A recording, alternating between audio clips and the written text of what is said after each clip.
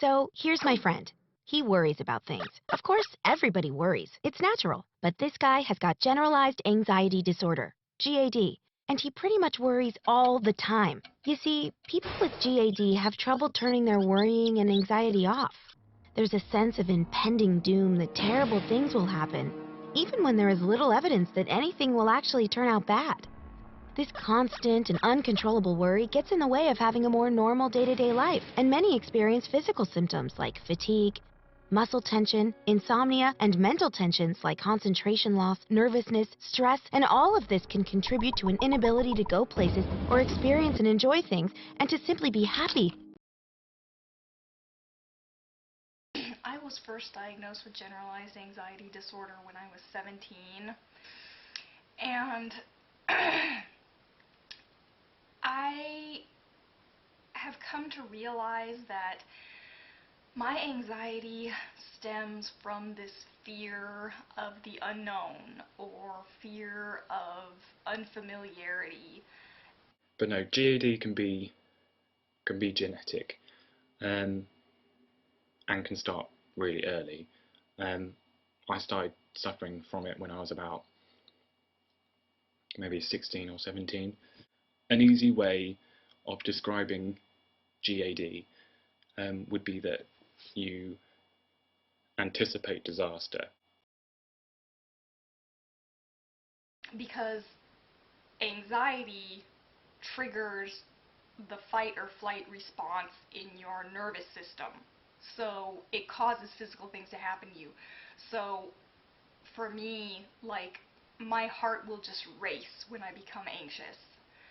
And I sometimes get lightheaded or dizzy, and a lot of times I will get nauseous and sick to my stomach, and sometimes it is so bad that I actually vomit. And all my life I've dealt with anxiety over everything, and I'm not kidding you, it's every single thing that you could possibly think of. I have anxiety about it, and it really sucks, and it's really disabling at times to feel so anxious and to feel that you can't do anything about it. With my friends and my family, if I'm doing something and it's not coming out right, or I get too overwhelmed, I get very emotional, and whether the emotion is sadness or anger or whatever, it comes out. Where you think you worry, you feel like you're worrying too much, where it feels like it's taking over your life, where you're having panic attacks where you feel like you're choking, or your heart's beating too fast, or you're breathing too fast, and you feel like you're going crazy, you're going insane, and you can't control it, and everything's just going out of control, or you're having a heart attack. I get tired incredibly fast. Not because I'm very physically active. I exercise and everything, but I'll go into that later as well. But because my mind is constantly kind of talking and thinking about things, and worrying about things, and going through information, and kind of replaying stuff, and kind of picking things to bits, that it physically tires me.